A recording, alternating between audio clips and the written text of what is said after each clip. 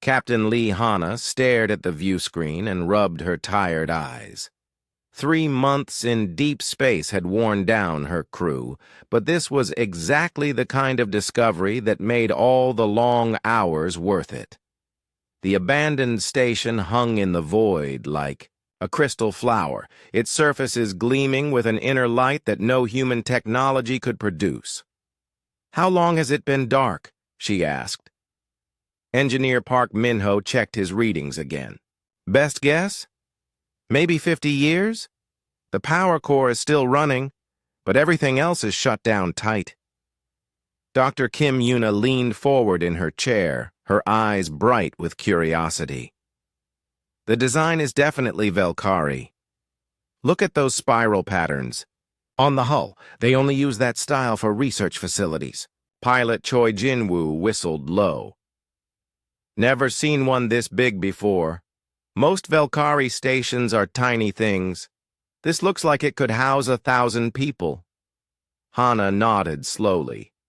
The Velkari were known across the galaxy for their advanced technology and their strange obsession with ceremony and culture.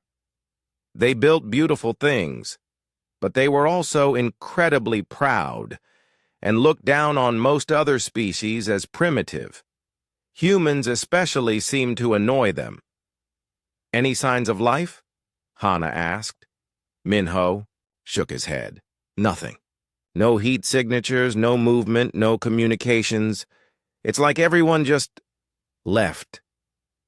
The Soul's Pride drifted closer to the station. Hana's ship was small by military standards, designed for exploration rather than combat. Her crew of 12 had been mapping the Outer Rim territories for 6 months, looking for new worlds that humans could settle. Finding an abandoned alien research station was not part of the plan. "Captain," Yuna said quietly, "we should be very careful here. The Velkari don't abandon their stations. Ever. If this place is empty, something bad happened." Jinwoo checked his scanners. "I'm not picking up any weapons or defense systems. Looks safe enough to dock." Hana thought about it. They were 3 weeks away from the nearest human outpost, and 6 weeks from Earth. If something went wrong, they would be on their own. But the chance to study Velkari technology up close was too good to pass up. "All right," she decided.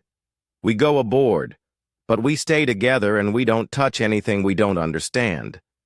Jinwoo, bring us alongside the main docking port. Min-ho, prep the boarding gear. Yuna, I want you scanning everything we see." The docking went smoothly. Velkari technology was different from human systems, but the basic principles were the same. Air pressure equalized, seals engaged, and the massive airlock doors slid open with barely a whisper.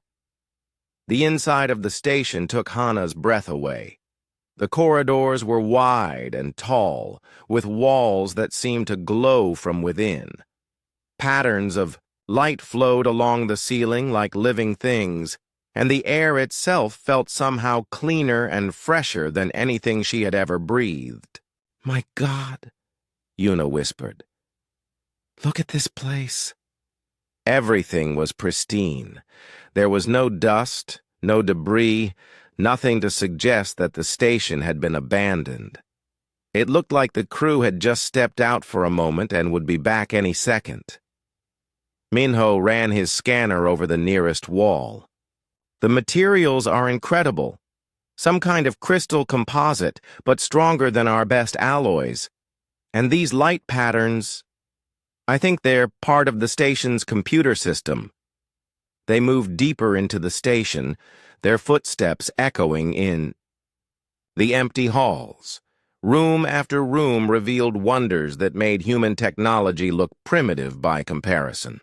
Laboratories with equipment that seemed to float in mid-air, storage chambers filled with crystals that pulsed with their own inner fire, computer terminals that responded to thought rather than touch. "Captain," Yuna called from across a large central chamber. You need to see this. Hana hurried over to where the scientist was standing in front of a massive crystalline structure that rose from floor to ceiling. Inside the crystal, data flowed in streams of pure light, forming patterns and symbols that hurt to look at directly. It's a data core, Yuna explained, but not like anything we've ever seen. The information density is incredible. This one crystal probably holds more data than our entire ship's computer. Minho joined them, his eyes wide with wonder. Can we access it? I think so, Yuna said. The interface seems to be designed for multiple species. Look, there are touch panels for different types of hands, even some kind of neural link ports. Hana felt a chill run down her spine. What kind of research were they doing here? Yuna activated one of the terminals, and suddenly the air around them filled with holographic displays. Star charts, ship designs, population data, military intelligence. The amount of information was staggering. This is everything, Yuna breathed. Trade routes, fleet movements, diplomatic communications. It's like having access to the entire galactic intelligence network. Minho was studying one particular display. Captain, look at this. It's a strategic analysis of human space.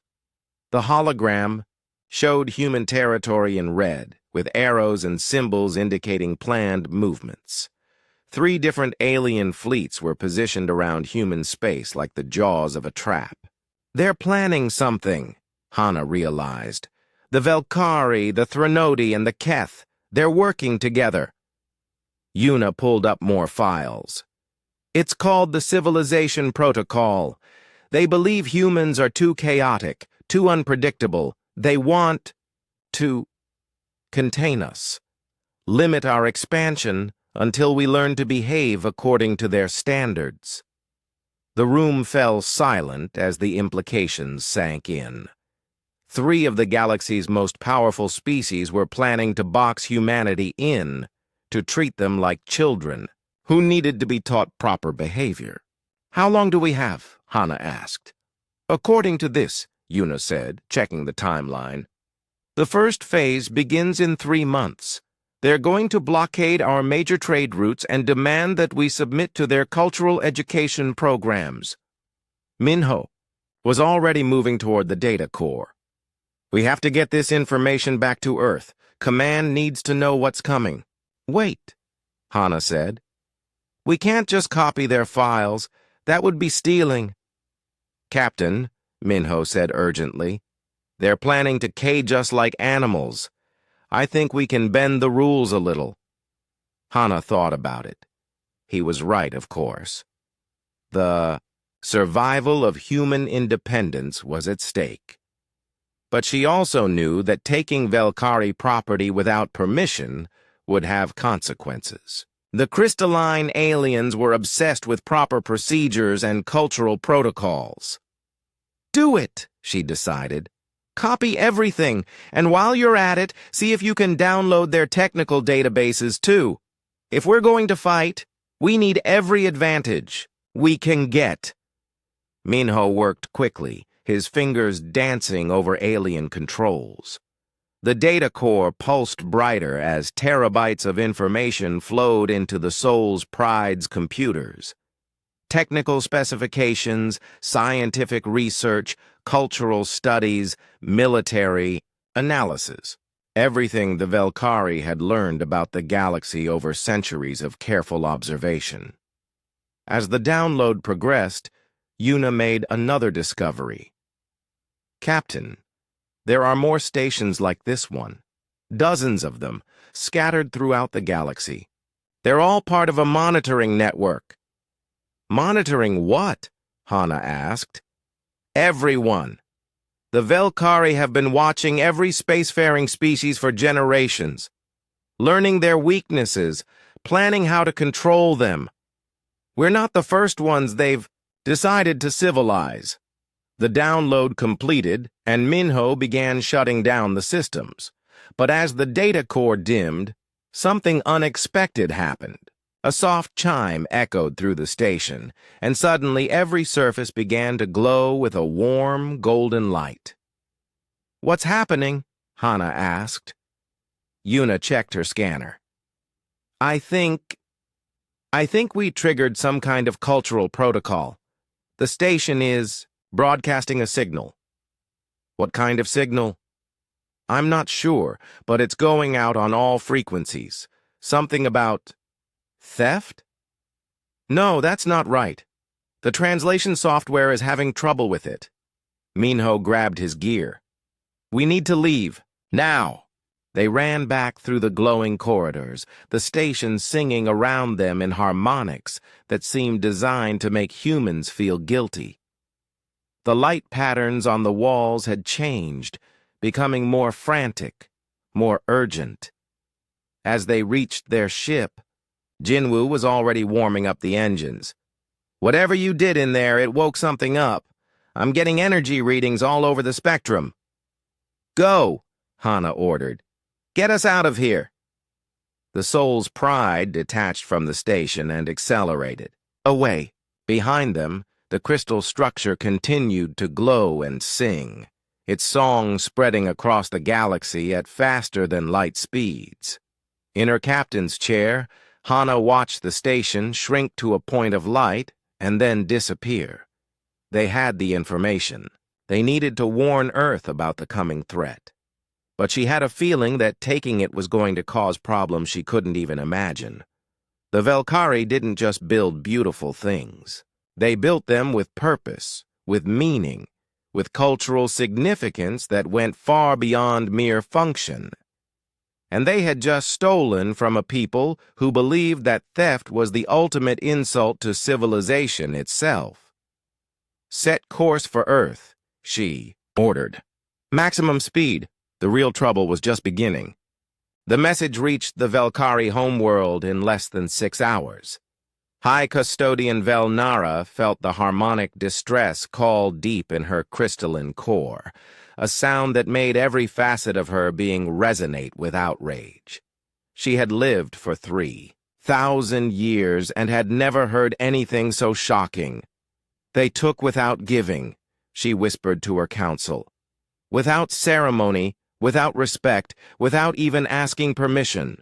The humans have committed the great offense." The council chamber filled with the sound of crystal chimes as dozens of Velkari expressed their horror. In their society, taking something without proper exchange was worse than murder. It was an attack on the very foundation of civilization itself. "What did they steal?" asked Custodian Murthak, his voice tight with controlled fury. "Everything," Velnara replied. "Research data, technical specifications, cultural analyses, centuries of careful work, taken in minutes by these barbarians." Meanwhile, in the warrior halls of Threnox Prime, General Kazthor received the same news with different emotions.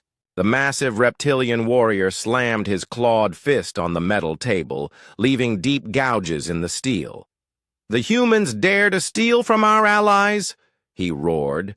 "This proves what we have said all along. They have no honor, no respect for proper behavior. They are a plague that must be contained." His aide, a younger warrior named Drakvan, shifted nervously. "General, our intelligence suggests the humans may now know about the civilization protocol." Kazthor's yellow eyes blazed. "Then we move faster. If they wish to act like thieves and criminals, we will treat them as such." On the ancient world of Kethmorian, the news traveled more slowly. The Keth processed information differently than younger species, taking time to consider every angle before acting. But when Elder Kurath finally spoke, his words carried the weight of eons. "The humans have revealed their true nature," he said to the gathered minds of his people. "Chaotic, unpredictable, dangerous. The protocol must begin immediately. before they spread their disorder further. Back on the Soul's Pride, Captain Lee Hanna was beginning to understand the scale of what they had triggered. The ship's communications array was flooded with alien transmissions, all focused on one topic: humanity's great crime. "Captain," Dr. Kim Yuna said, her face pale as she reviewed the incoming messages, "I think we made a serious mistake. The translation software is finally working properly, and the word they keep using isn't theft. It's closer to desecration, spiritual violation. We didn't just steal from them, we insulted their entire way of life." Engineer Park Minho looked up from his console. "Well, that's just great. So now what? Do we give it back and say sorry?" "I don't think that's going to work," Yuna replied, grimly. According to these cultural files we downloaded, the Velkari believe that once the great offense has been committed, the only way to restore balance is through complete submission of the offending party. Pilot Choi Jin-woo whistled. "Submission? What does that mean exactly?" "It means they want to own us," Hanna said quietly. She had been reading the same files, and the implications were terrifying. Total cultural domination. They want to remake human society according to their standards. The Soul's Pride was still 3 days away from the nearest human outpost when the first alien ships appeared on their sensors, a small Velkari patrol moving to intercept them. Hanna knew her little exploration vessel couldn't outrun them, so she did the only thing she could think of. She called for help. The distress signal reached Commander Bae Suman of the human cruiser, Busan's Fury, just as she was finishing combat drills with her Marines. The tough, scarred woman had spent 10 years fighting pirates in the Outer Rim, and she knew trouble when she heard it. "A Velkari patrol is chasing one of our exploration ships?" she asked her communications officer. "Yes, Commander. Captain Lee reports that she has vital intelligence about an alien conspiracy against human space." Sumin didn't hesitate. "Set course to intercept. Maximum burn." The Busan's Fury was a proper warship, built for combat rather than exploration. When it arrived at the coordinates Hanna had provided, the Velkari patrol took one look at its weapons and decided to wait for reinforcements. "Captain Lee," Suman said over the comm channel, "you'd better have a damn good explanation for why I'm staring down 3 alien ships in the middle of nowhere." Hanna quickly transmitted the data they had stolen from the Velkari station. As Suman reviewed the files, her expression grew darker and darker. "These bastards want to put us in a cage," she said finally. "That's about the size of it," Hanna replied. 3 species working together to contain human expansion. They think we're too chaotic to be allowed to spread freely through the galaxy." Suman studied the tactical displays. More alien ships were appearing on long-range sensors. Threnody, battlecruisers, Keth dreadnoughts, and an entire Velkari ceremonial fleet. In a few hours, they would be facing the combined might of 3 galactic powers. "Commander," her tactical officer reported, "we're receiving a transmission from the alien fleet. They're demanding that we return the stolen property and surrender ourselves for cultural rehabilitation." Sumin laughed, but there was no humor in it. "Cultural rehabilitation? They want to brainwash us into being good little civilized citizens." "What do we do?" Hanna asked. For a moment, Suman was quiet. Then she opened a channel to Earth Command and began transmitting everything they had learned. The civilization protocol, the alien alliance, the planned blockade of human space. All of it. "Earth Command, this is Commander Bae Suman. We have discovered a clear and present threat to human independence. 3 alien species are planning to subjugate our people under the guise of cultural education. I am forwarding all relevant intelligence." The response came back quickly. Admiral Kang Hyun-woo himself, the hero of the Titan War, appeared on the screen. His weathered face showed no emotion as he reviewed the situation. "Commander," he said finally, "you are ordered to hold your position. Additional ships are being dispatched to your location." "Sir," Suman replied, "we're facing overwhelming odds here. The alien fleet will arrive in 6 hours." "Then you'd better make those 6 hours count," the Admiral said, "because we're not giving them back what they want." Suman stared at the screen. "Sir, you heard me, Commander. Captain Lee and her crew discovered this intelligence through legal salvage operations. The station was abandoned, with no signs of current ownership. Under galactic salvage law, anything they found belongs to humanity now." "But Admiral," Hana interjected, "the Velkari are claiming we committed a cultural violation." Admiral Hyun-woo's eyes hardened. "Then perhaps it's time we showed them what a real violation looks like. Commander Suman, you are hereby authorized to claim that entire sector under human territorial jurisdiction. If they want to play legal games, we'll play them properly." The bridge fell silent. What the Admiral was suggesting was audacious beyond belief. Instead of apologizing and returning the stolen data, he wanted them to claim ownership of the entire area where they had found it. "Sir," Suman said carefully, "that sector contains 17 star systems and dozens of mining operations belonging to various alien species." "Not anymore," Hyun-woo replied. "As of right now, that territory is under human control. You are appointed as military governor. Any alien vessels remaining in the area are to be considered trespassers." Park Min-ho started laughing. "You want us to steal an entire sector of space?" "Not steal," the Admiral corrected. "Seize, under the ancient right of military necessity. If these aliens want to threaten human independence, then we have the right to take whatever territory we need to defend ourselves." The alien fleet arrived exactly on schedule, expecting to find a small human force ready to negotiate. Instead, they found Commander Suman broadcasting a formal territorial claim across all frequencies. "This is Commander Bae Suman of the Human Territorial Defense Force," she announced. "You are entering sovereign human space without permission. You have 24 hours to withdraw all personnel and property from this sector, or you will be considered hostile occupiers." High Custodian Velnara received the message with complete shock. "They claim ownership of our research sector? This is impossible. No species has ever been so bold." General Kazathor was equally stunned. "They should be begging for forgiveness. Instead, they make demands. The humans have lost their minds." Elder Kurath processed the information for several hours before responding. "This is not the behavior we predicted. Our model suggested they would attempt negotiation or retreat. Instead, they have escalated beyond all reasonable parameters."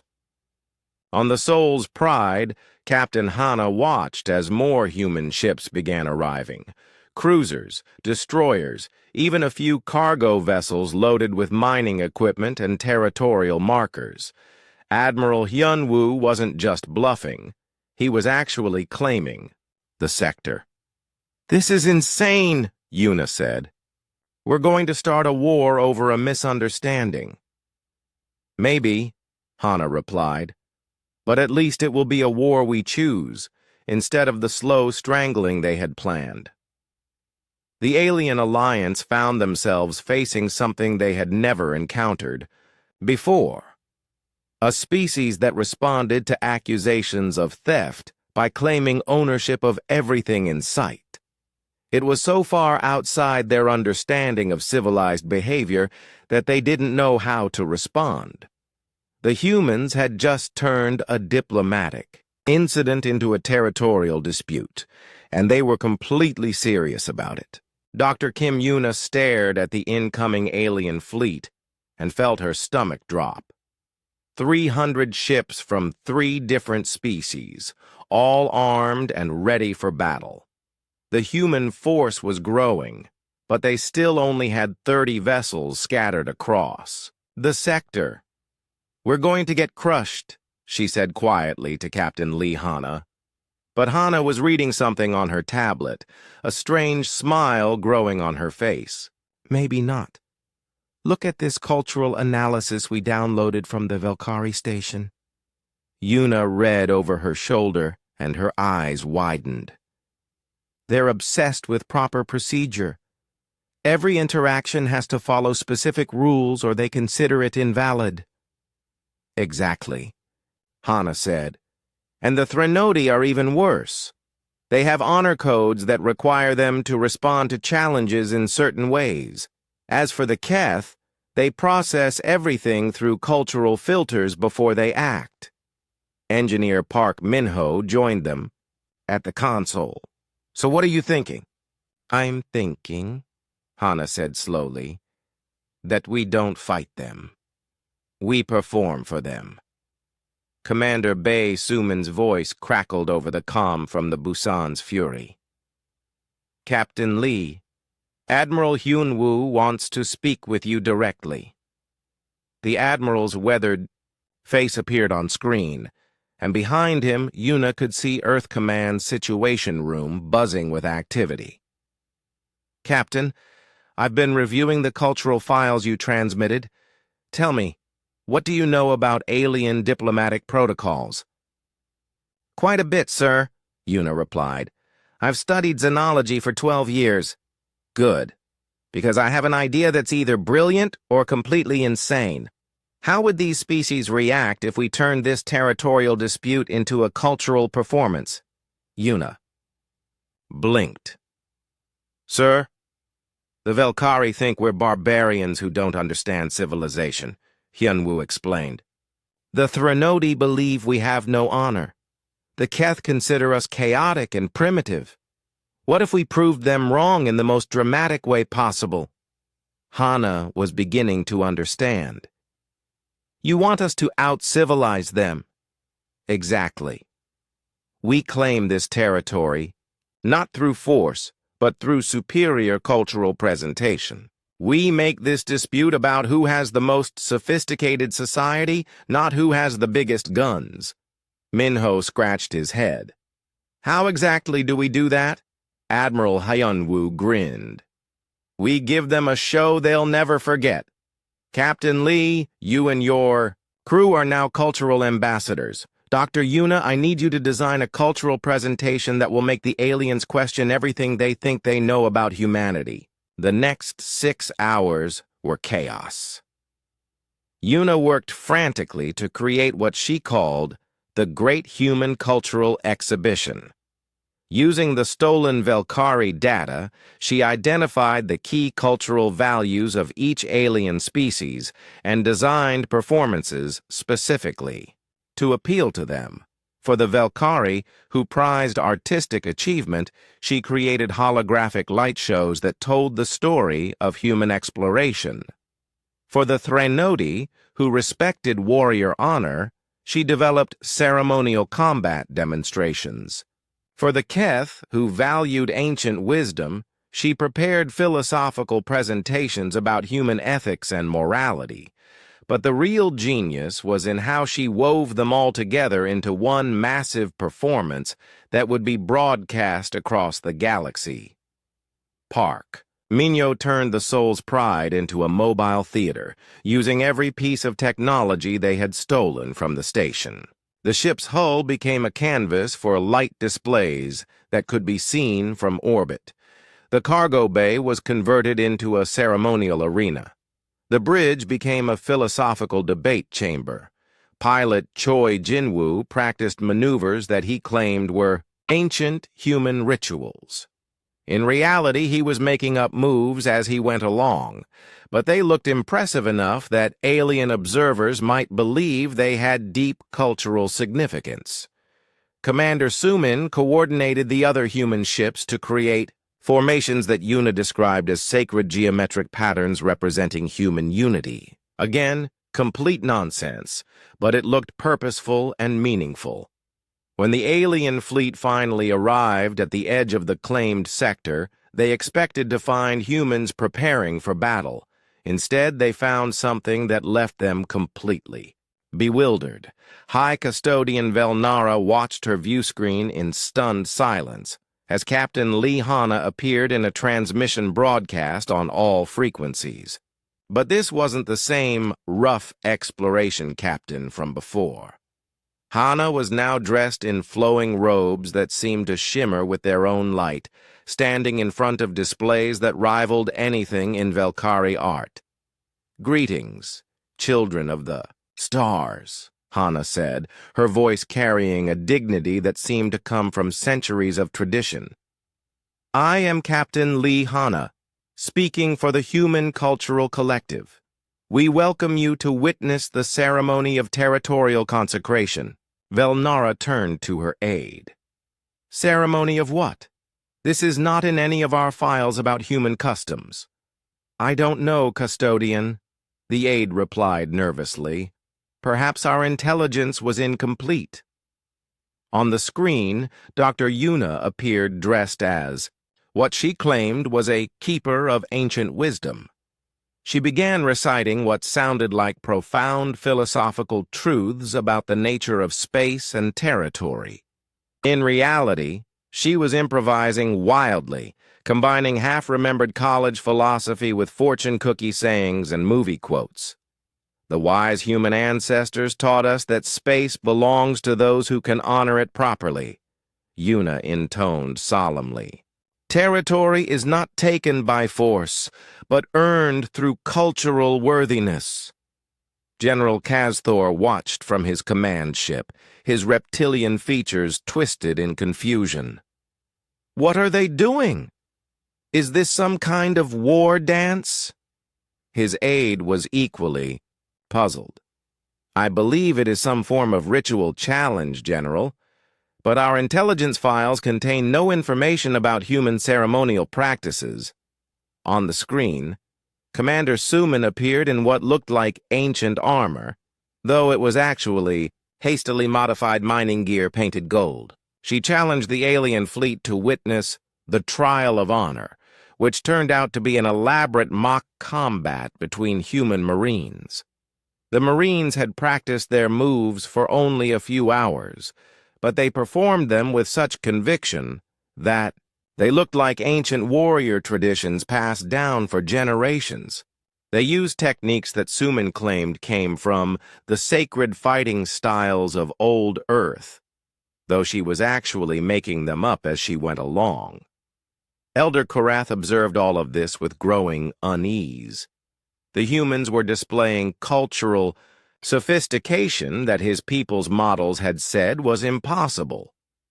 Either their intelligence was completely wrong, or humanity had been hiding their true nature for centuries.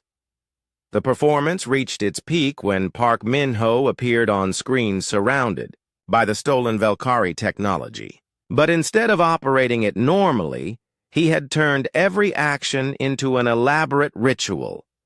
"Behold," he announced dramatically, "the sacred art of technological harmony." He began making the alien systems work through a series of gestures that looked like a cross between Tai Chi and interpretive dance. In reality, he was just operating the controls in the most theatrical way possible, but the effect was mesmerizing. Lights flowed across the crystalline surfaces in patterns that seemed to respond to his movements. The Velkari in the alien fleet watched in amazement as their own technology performed functions they had never seen before, all controlled by what appeared to be ancient human mystical techniques. "Impossible," breathed Custodian Velnara. "He is making our systems sing in harmonies we never programmed. How can a primitive species understand our technology better than we do?" The truth was that Minho was simply using the systems exactly as they were designed, but he was doing it with such style and flair that it looked like magic. He had studied the Velkari files carefully and realized that their technology was built to respond to emotional resonance as much as logical commands. By treating the operation as a performance rather than a technical task, he was actually getting better results than the original designers had ever achieved. Pilot Jinwoo provided the finale, taking his ship through maneuvers that he claimed were the dance of stellar winds. His fighter moved in patterns that seemed impossible, weaving between the larger ships in formations that looked like they had deep spiritual meaning. The alien observers tried to analyze the patterns, looking for hidden messages or tactical advantages. They found none because there weren't any.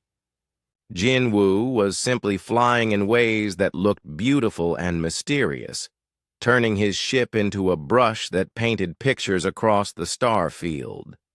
As the ceremony concluded, Captain Hana reappeared on screen. "We have demonstrated our cultural worthiness to claim this territory," she announced. "Any who wish to challenge our right must do so through proper cultural exchange, not through violence." The alien fleet found themselves in an impossible position. They had come expecting to fight barbarians, but instead they were facing what appeared to be a highly sophisticated civilization with traditions and rituals that seemed to go back millennia. High Custodian Velnara spoke for all three species when she transmitted her response. We require time to study these cultural presentations. The protocols for such situations are complex. What she didn't say was that there were no protocols for this situation.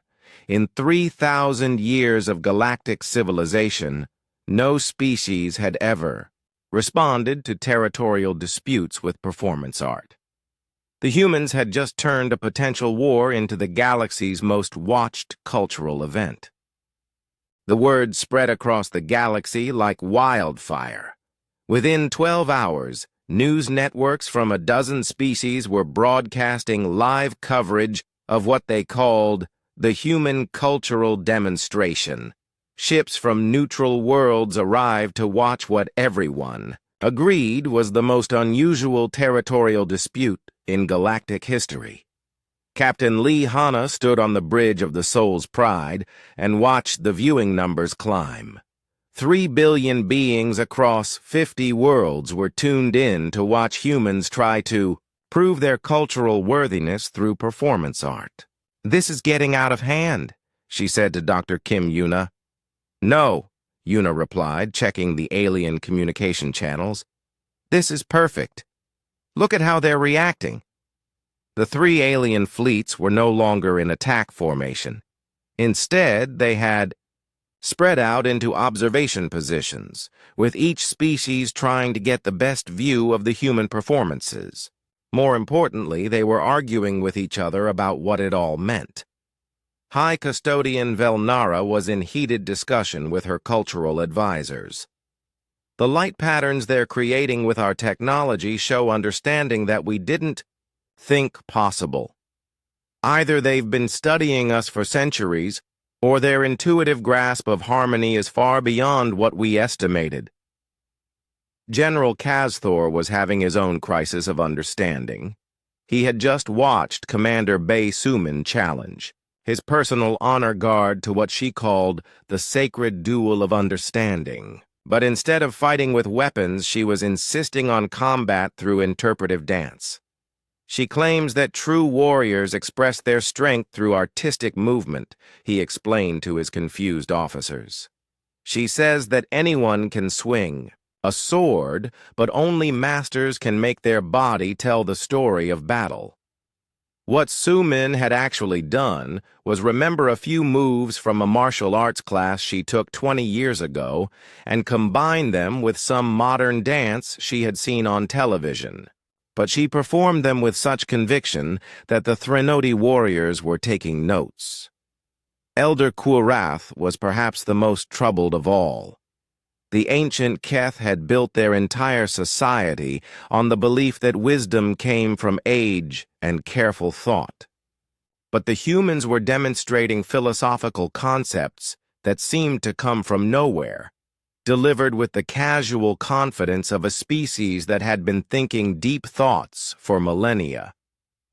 Park Min-ho was giving what he called a lecture on applied quantum philosophy to a mixed audience of aliens and humans. He was standing next to a holographic display that showed complex mathematical equations floating in space like living things.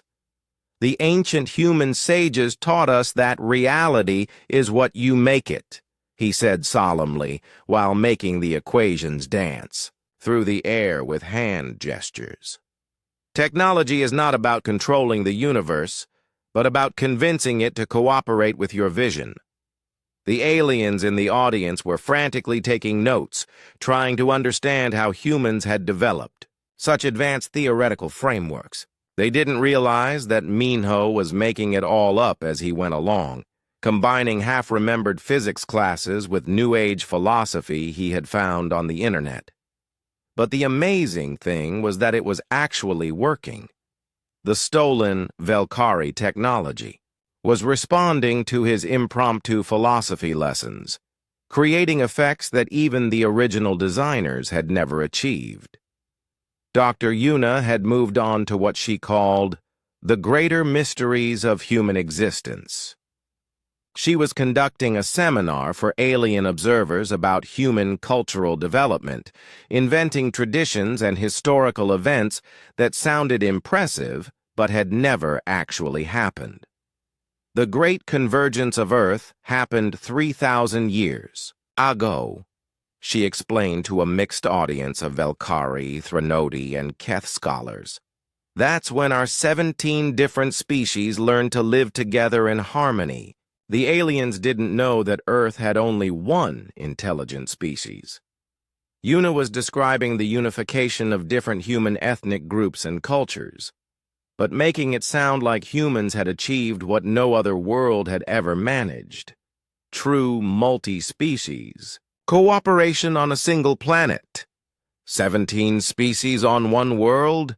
Gasped a Valkyrie cultural analyst. How did you prevent wars? Through the universal art of shared performance, Yuna replied without missing a beat. We learned that any conflict could be resolved through collaborative creative expression. She was basically describing theater and music, but the way she presented it made it sound like humans had discovered some fundamental truth about resolving interspecies conflict that had eluded the rest of the galaxy for millennia. Pilot Choi Jin-woo was conducting flight demonstrations that he claimed showed the 17 sacred styles of human aerial art. Each style was supposedly developed by one of Earth's mythical species, and each had different philosophical underpinnings. The Eagle style emphasizes freedom and vision, he announced, as his fighter soared in broad, sweeping arcs. The Dragon style focuses on power and wisdom. His ship dove and twisted in patterns that looked ancient and meaningful. The alien pilots watching were amazed. Human ships weren't supposed to be capable of such graceful maneuvers. Their intelligence files said humans were crude and direct in their approach to flight. But Jin-woo was making his fighter dance through space like it was alive. What they didn't know was that Jin-woo had always been a natural pilot who flew by instinct rather than by the book. He was simply doing what felt right and claiming it was part of an ancient tradition. The performance reached a new level when more human ships began arriving. Admiral Kang Hyun-woo had sent every available vessel to the sector, not as reinforcements, but as additional performers. Captain No So-young arrived with the science vessel Daejeon's Dream and immediately joined what she called the Collective Harmony Project. Her ship was equipped with advanced sensor arrays, which she began using to create three-dimensional light sculptures in space. Commander Jung Ho-sung brought the cargo hauler Incheon's Pride, loaded with mining equipment that he claimed was used for sacred geological ceremonies. He began using the mining lasers to carve elaborate patterns into nearby asteroids, turning space debris into art installations. Lieutenant Park Arium arrived with a squadron of fighters and announced that they would demonstrate the ancient war dance of the void. 20 human fighters began moving in formation patterns that looked like they had been practiced for years, though she had actually invented them during the flight to the sector. The alien observers were overwhelmed. Every human ship that arrived brought new cultural demonstrations, new philosophical insights, new artistic achievements. The humans seemed to have an inexhaustible supply of traditions and customs that none of the galaxy's intelligence services had ever documented. High Custodian Velnara called an emergency conference with General Kazthor and Elder Kurath. The three species leaders met in holographic projection, each trying to understand what they were witnessing. "This changes everything," Velnara said. "We based the civilization protocol on the assumption that humans were culturally primitive. But what we're seeing suggests a level of sophistication that rivals our own." General Kazthor nodded grimly. "Their warrior traditions are unlike anything in our databases. They seem to have developed combat philosophy that treats battle as a form of artistic expression." Elder Kurath was the most shaken. "Their philosophical framework appears to be based on practical application of abstract concepts in ways we never considered. They've somehow managed to make technology respond to emotional and artistic input." None of them wanted to admit that they were completely fooled. The humans weren't demonstrating ancient traditions. They were creating new ones in real time. But they were doing it with such confidence and skill that it looked like the natural expression of a deeply sophisticated culture. The galaxy was watching humans prove that they deserved to be taken seriously as a civilized species. Ships from neutral worlds were sending cultural attachés to study human performance techniques. New services were running special reports on the hidden depths of human civilization. Captain Hana monitored the galactic communications channels and smiled. "We're not just defending our territory anymore," she told her crew. "We've accidentally become the most interesting thing happening in known space." But the strain was beginning to show. Dr. Yuna was exhausted from inventing human culture on the fly. Park Minho was running out of impressive-sounding philosophical concepts to attach to basic technology operations. Commander Suman's Marines were getting tired of pretending that military exercises were ancient spiritual rituals. "How long can we keep this up?" Pilot Jinwoo asked during a brief break between sacred flight demonstrations. "As long as we have to," Captain Hana replied. "But I think we're reaching the point where the aliens are going to want to participate, instead of just watching." She was right. General Kazthor had been so impressed by Commander Sumin's interpretive combat dancing that he wanted to challenge her to a formal duel using Threnody honor traditions.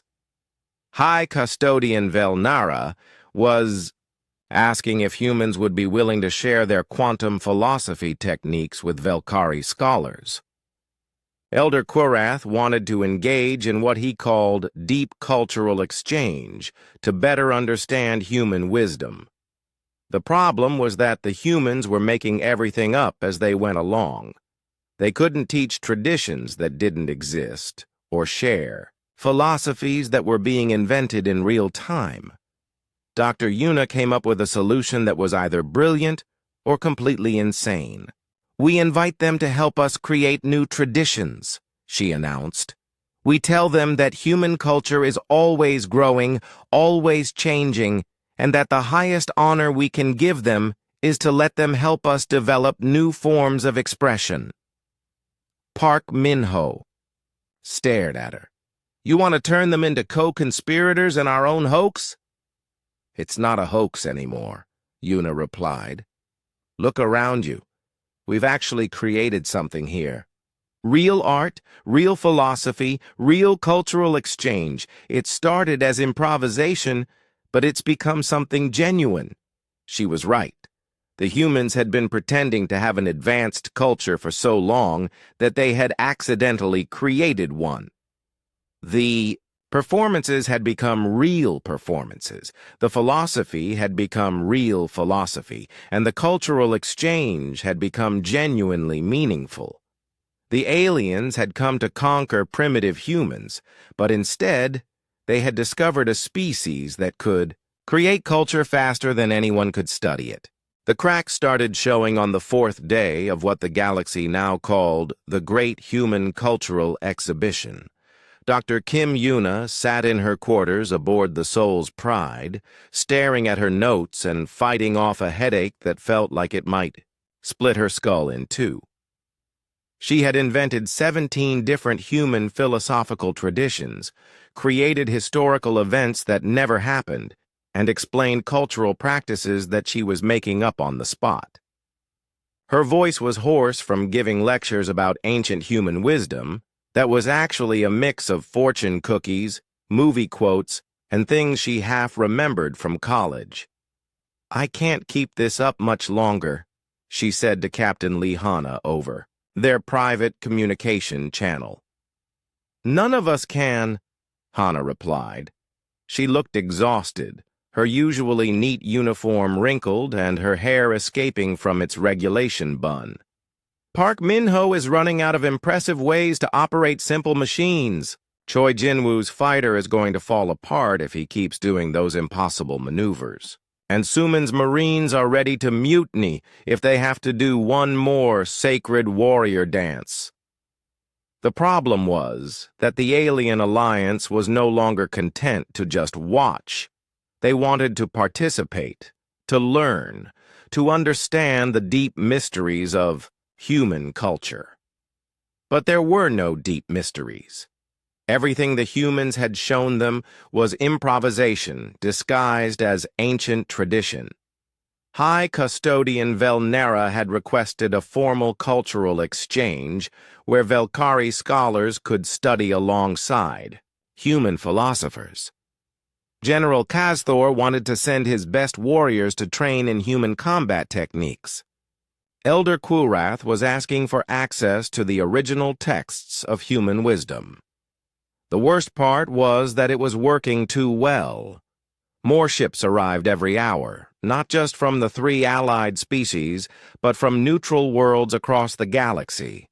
Everyone wanted to see the humans who had turned a territorial dispute into performance art. Engineer Park Min-ho stumbled onto the bridge, his eyes bloodshot and his hands shaking slightly. "Captain, I just spent 6 hours explaining to a group of Keth engineers how quantum processors work better when you sing to them.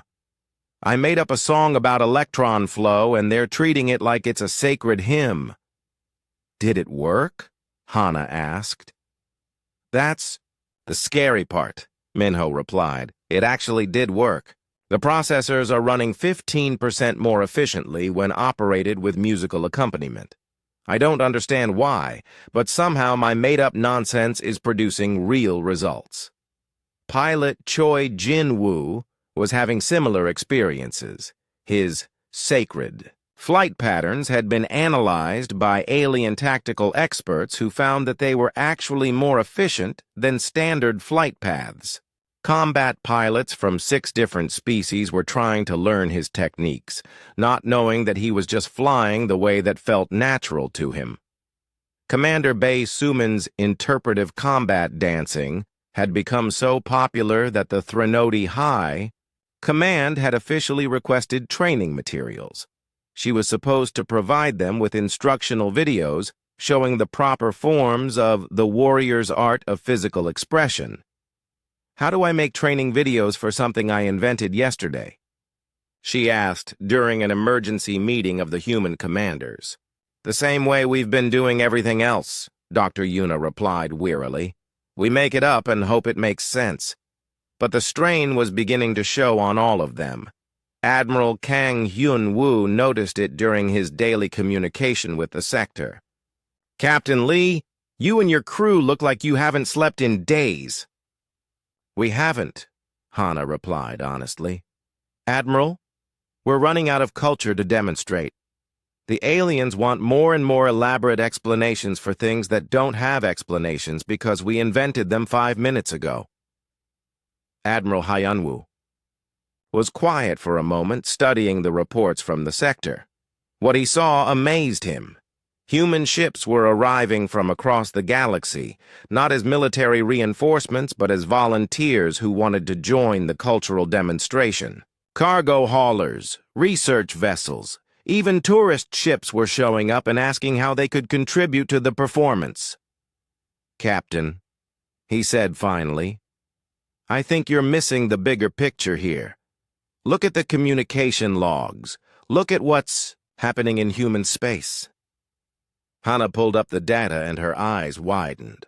Every human colony, every space station, every ship in the fleet was talking about the cultural exhibition. But more than that, they were contributing to it.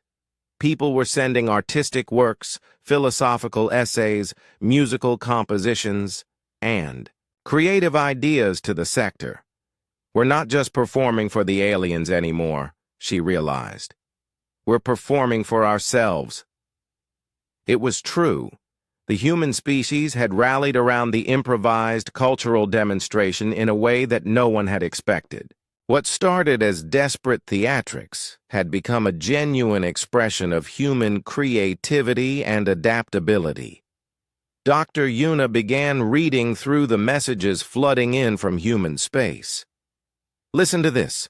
A group of colonists on New Shanghai have created a light sculpture they call the Dance of Stellar Winds, and they want to beam it to us for the exhibition.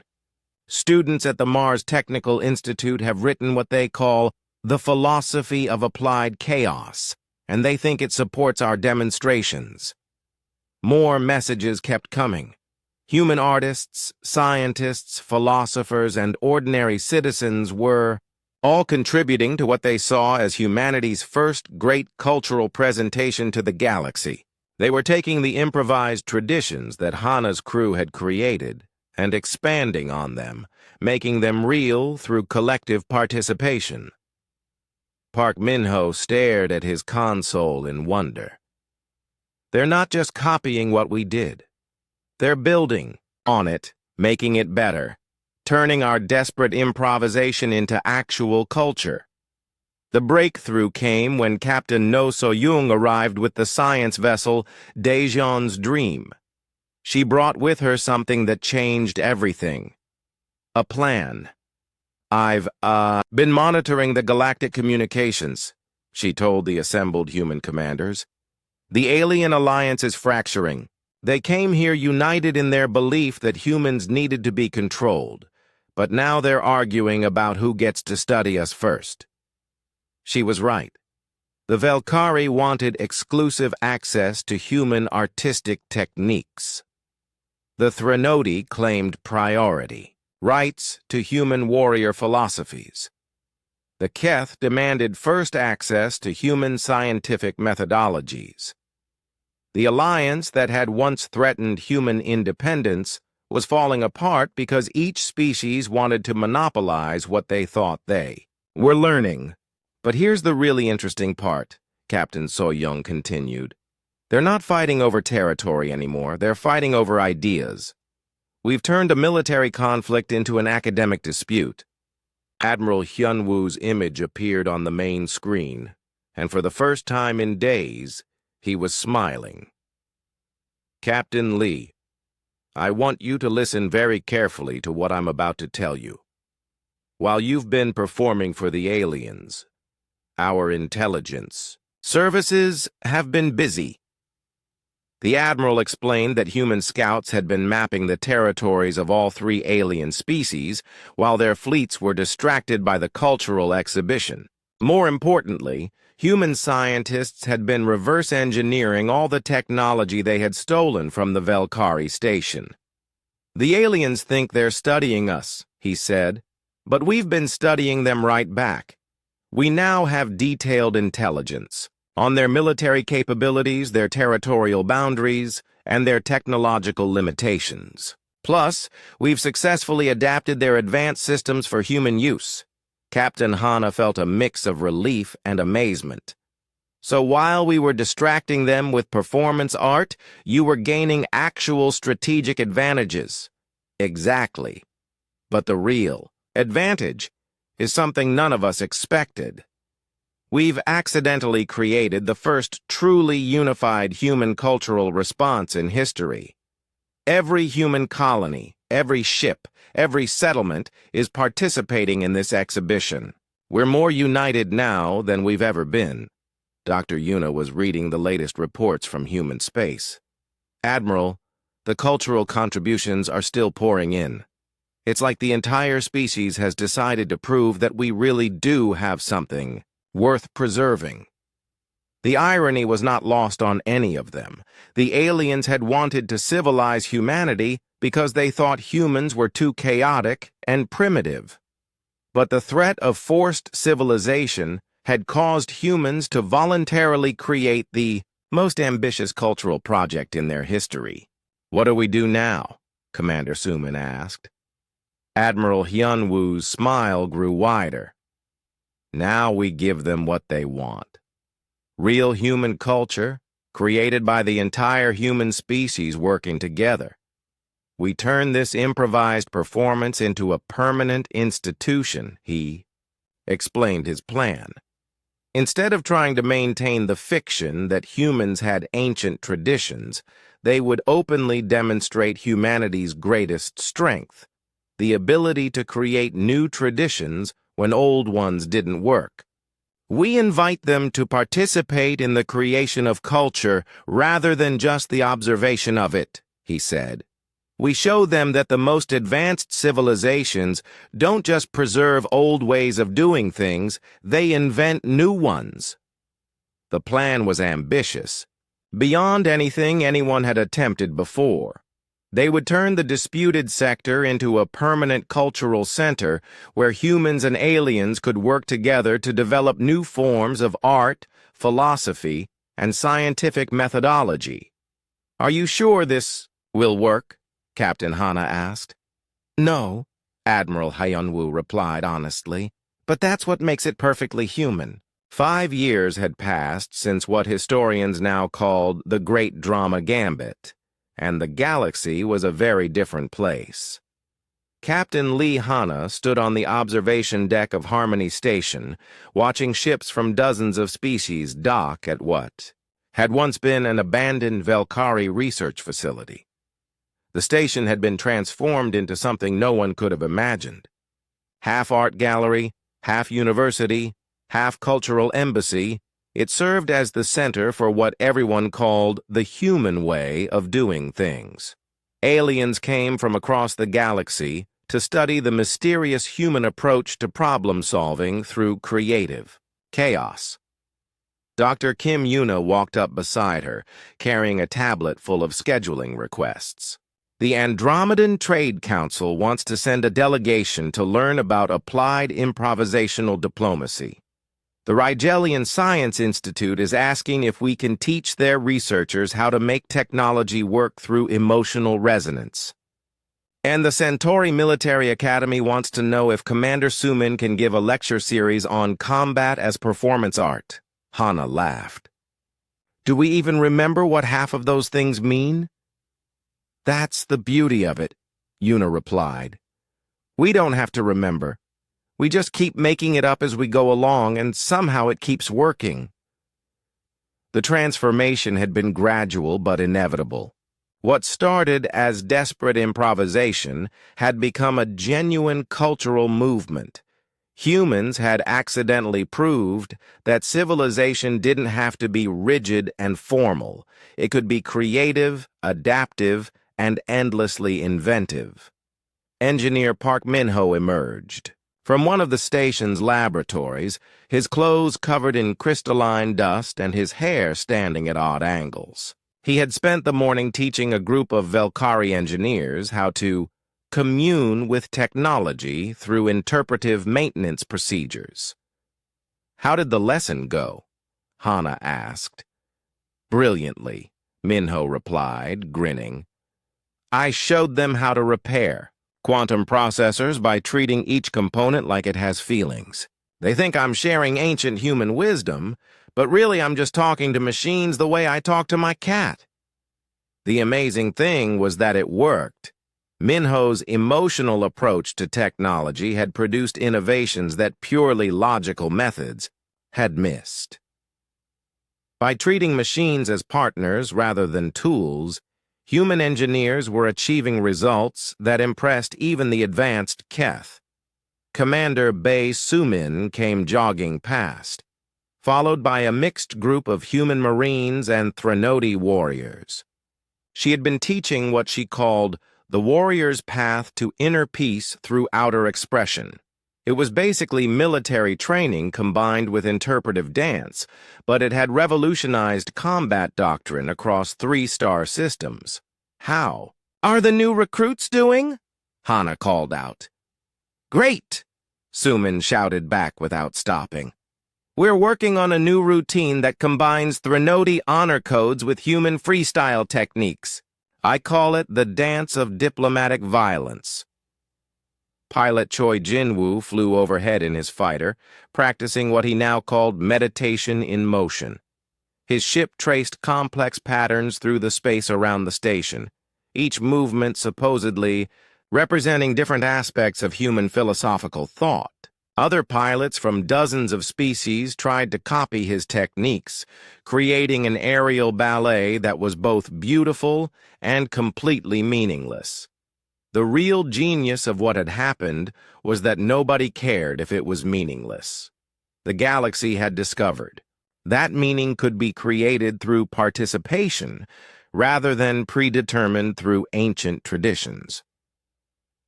High Custodian Velnara materialized in a holographic projection on the observation deck. Over the years, she had become one of humanity's most enthusiastic supporters, though she still didn't fully understand what she was supporting. Captain Hana, she said formally, I come with news from the Velkari High Council. We have completed our analysis of human cultural development patterns, and we have reached a conclusion that may surprise you. What's that?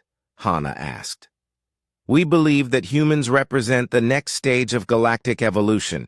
Your species has demonstrated the ability to create culture in real time, to adapt traditions to meet current needs, and to find meaning through collaborative improvisation. This is not primitive behavior. It is advanced beyond anything we have seen before. Hana and Yuna exchanged glances. Even after 5 years, it was still surreal to hear aliens praising humanity for abilities they didn't know they had until they were forced to invent them. General Kazthor's image appeared next to Velnara's projection. The massive Threnody warrior looked more relaxed than he had in the early days of the crisis. The Threnody War Council agrees, he rumbled.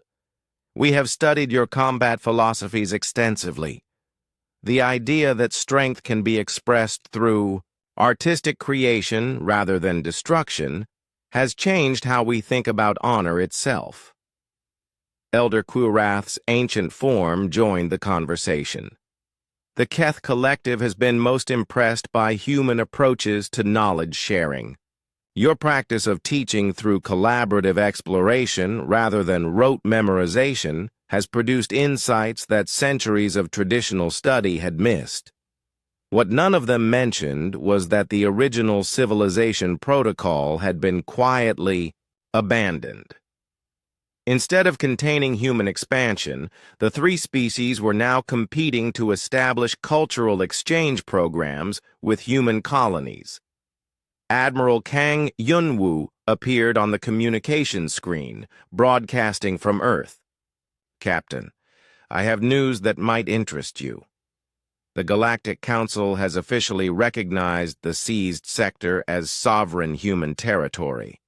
But more than that, they've asked us to establish similar cultural centers in 12 other locations. Hana, shook her head in amazement. They want us to expand. They want you to teach, the Admiral replied. Half the galaxy is trying to figure out how humans managed to turn a diplomatic crisis into a cultural renaissance. The other half just wants to learn how to be more creative in their own problem-solving. Dr. Yuna pulled up a holographic display showing the current state of human space. What had once been a small collection of colonies was now connected to alien territories through a web of cultural exchange agreements, joint research projects, and collaborative art installations. We've accidentally become the galaxy's teachers, she said wonderfully. Species that were planning to conquer us are now sending their children to human schools to learn creativity and adaptive thinking. The irony was not lost on any of them. Humanity had been considered too chaotic and unpredictable to be allowed free expansion, but those exact qualities had made them the most successful cultural ambassadors in galactic history. Park Min-ho returned from his latest teaching session, followed by a group of eager alien students. Captain, I've been thinking about something. Do you remember when this all started? When we were just trying to avoid getting conquered? Of course, Hana replied. Well, I think we actually won. Not the way anyone expected, but we won completely. We turned our enemies into students, our weaknesses into strengths, and our desperation into innovation. He was right. The three-species alliance that had once threatened human independence now competed for the privilege of hosting human cultural programs. The Velkari had established permanent embassies in human space. The Threnodi were sending their finest warriors to learn from human combat artists. The Keth had invited human philosophers to join their most exclusive research institutes. Commander Sumin jogged back past, this time followed by a group of young beings from 6 different species, all trying to learn her latest routine.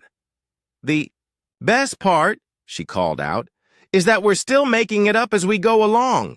Captain Hana looked out at the bustling station, with its impossible mix of species all working together on projects that had never been attempted before.